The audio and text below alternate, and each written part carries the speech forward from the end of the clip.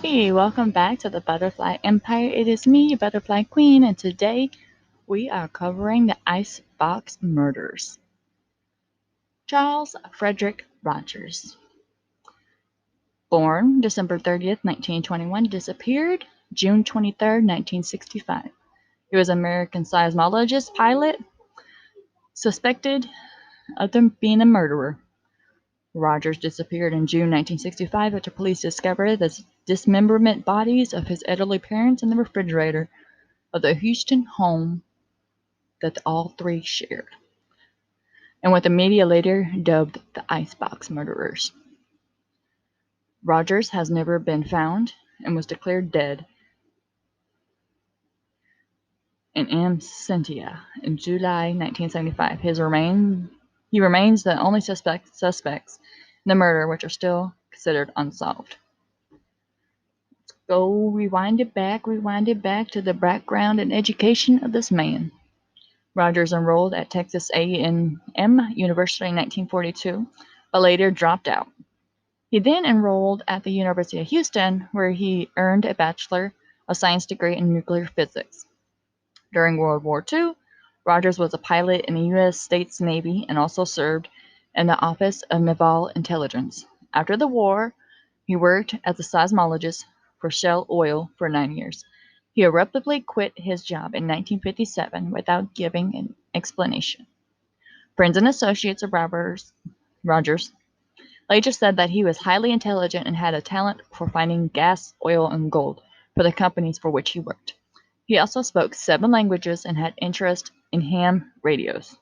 1950s, in the middle of it, Rogers joined the Civil Air Patrol, where he repeatedly met David Ferrier and allegedly conspired in the assassination of President John F. Franklin.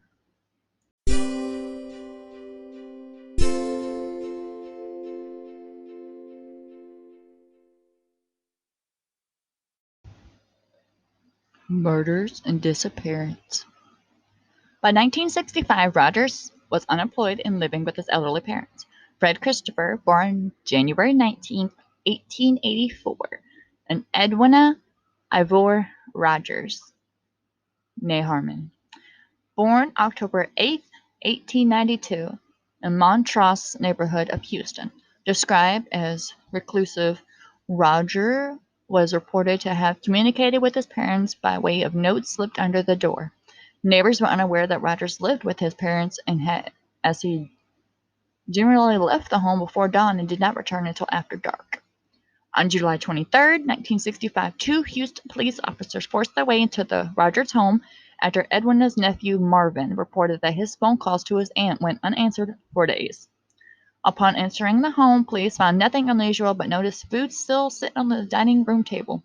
One officer opened the refrigerator and found what appeared to be numerous cuts of washed, unwrapped meat neatly stacked on the shelves. The officer later recalled that he thought the meat was that of a butchered hog. As the officer was closing the door, he noticed 2 human heads visibly through the clear glass on the vegetable bin. The heads were those of Fred and Edwina Rogers. What the officer initially thought was unwrapped cuts of hog meat were the couple's dismembered limbs and torso. Police later discovered the couple's organs in a nearby sewer. The organs had been removed, cut up, and flushed down the toilet, while other remains were never found. Police determined that Fred and Edwin Rogers had been killed on June 20th, Father's Day. An autopsy showed that Fred was killed by blows to the head with a claw hammer. His eyes had been gouged out, and his genitalia were removed. Edwina had been beaten and shot execution style in the head. Police further said that the bodies were dismembered in the upstairs bathroom by the person with knowledge of an anatomy. There was little blood in the house, and it appeared that it had been thoroughly cleaned after the murders. What little blood was found led to Charles Rogers' bedroom. There, police found a blood-stained keyhole saw, but no trace of Rogers himself. A search for Rogers was launched, and a warrant was issued for him as a material witness to the crime, but he was never found.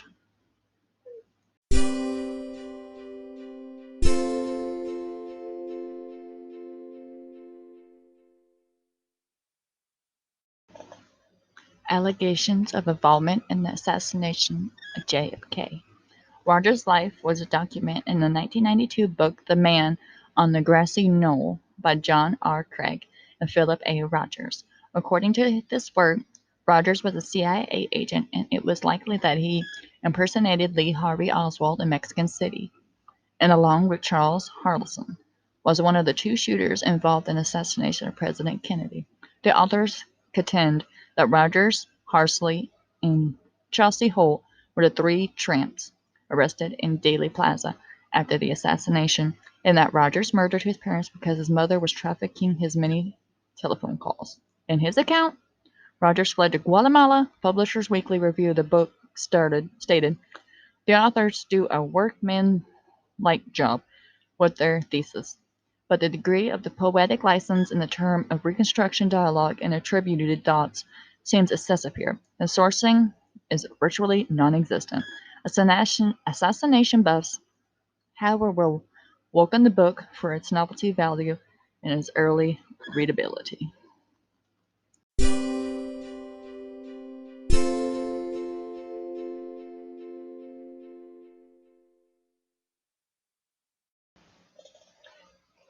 In 1975, a Houston judge declared Rogers legally dead so his estate could be probation. The case still remains unofficially unsolved, and Rogers remains the only suspect. Houston forensic accountant Hugh Gardner and his wife Martha have continued to investigate the case and concluded that Rogers did murder his parents and was later killed in Honduras. While they have dismissed John R. Craig and Philip A. Rogers' claim that Rogers was a CIA operative due to lack of evidence, they admitted that Rogers did not have dealings with contract workers for the CIA when he worked as a seismologist. The Gardners believe that Rogers planned the murder of his parents for years because his father was abusive and both parents were the various con artists. According to them, Fred Rogers worked as a bookie who regularly engaged in illegal activities such as gambling and fraud. They believed he continued abusing Charles into adulthood and began stealing large sums of money from him.